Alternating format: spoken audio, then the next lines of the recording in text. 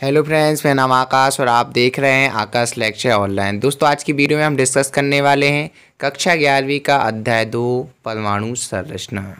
इसके अंतर्गत हम पढ़ेंगे कोश या कक्षा। दोस्तों, सबसे पहले हम समझ लें कोश और कक्षा। कोश या कक्षा एक ही बात दोस्तों। कोश क्या है या कक्षा क्या है? ओके, तो समझ लेते हैं दोस्तों कोश क्या है और कक्षा क्या है। जो आपको ये बीच वाला पोर्शन दिख रहा है, ये आपका नाभिक है। क्या है? नाभिक। जो आपका ये बीच वाला पोर्शन दिख रहा है ना ब्लू कलर का, ये क्या है? नाभिक। और ये जो रेड कलर की आपको सर्कल दिख रहा है, ये रेड कलर की, तो ये क्या है? कक्षाएं। एक बार फिर से दोस्तों, जो ये आपको ब्लू कलर का दिख रहा है, ये क्या है? आपका नाभिक। और जो आपको रेड कलर की सर्कल दिख रहे हैं, वो क्या है? कक्षाएं।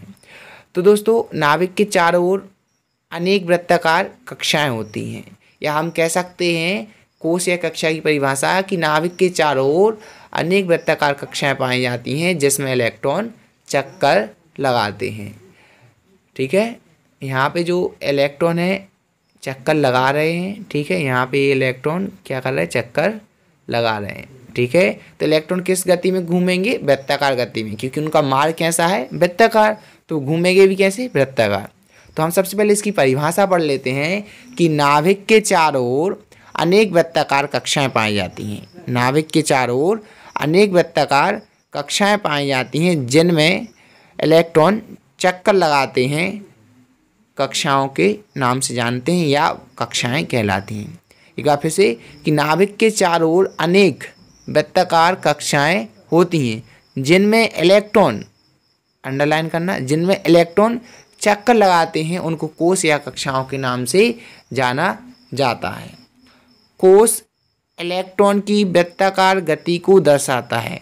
दोस्तों, यहाँ पे जो नाभिक है, नाभिक के चारों ओर वृत्ताकार मार्ग है। आप कह सकते हैं जो कक्षाएं हैं वो वृत्ताकार हैं, तो इलेक्ट्रॉन भी कैसा गति करेगा? वृत्ताकार गति करेगा। ठीक है, तो कोश है वो इलेक्ट्रॉन की वृत्ताकार गति को दर्शाता है।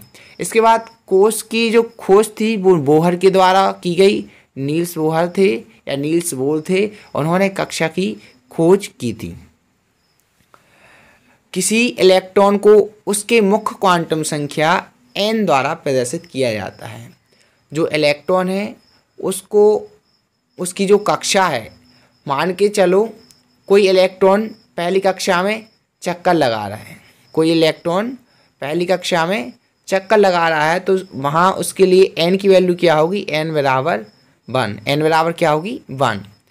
इसके बाद हम आपको बता दें कि आप है मुख्य क्वांटम संख्या, क्वांटम संख्या में पढ़ोगे कि किसके लिए क्या होता है, तो आप ये आगे पढ़ने वाले हैं, तो इसको आप यहाँ छोड़ दें कि किसी इलेक्ट्रॉन को उसके मुख्य क्वांटम संख्या n द्वारा प्रदर्शित किया जाता है। मतलब जो कोशों की संख्या है उसे हम n लिखते हैं। n बराबर 1, 2, 3 और 4। ओके, KLMN आदि कोश के लिए क्रमशः मान 1, 2, 3 और 4 होते हैं। जैसा कि आपको डायग्राम में दिख रहा है कि डायग्राम में आप देख पा रहे हो जो कक्षा 1 है उसके लिए K है, यहाँ पे आप देख पा रहे हो K लिखा है। कक्षा 2 के लिए L लिखा है, कक्षा 3 के लिए M लिखा है, कक्षा 4 के लिए N लिखा है।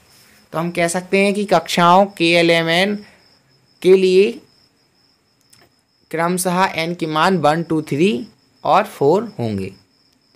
दोस्तों, यहाँ पे आप फिर से मैं आपको बताऊं डायग्राम में, वहाँ पे क्लियर नहीं हो पाया हो तो यहाँ पे देखिए जो 4 है, यहाँ पे 1 है। यहाँ 1 कक्षा के लिए कौन सी कक्षा? देखो यहीं पे K है ना, तो हम कह सकते हैं जो अगर n बराबर 1 है, या कह सकते हैं K के लिए n की वैल्यू संख्यात्मक क्या होगी? 1। L के लिए 2। देखिए यहाँ पे 2 लिखा है, और फिर आप यहाँ आते जाइए आते जाइए आते जाइए आते जाइए, और यहाँ पे L लिखा है ना। और 30 कक्षा के लिए देखिए M लिखा है। ठीक है, इसके बाद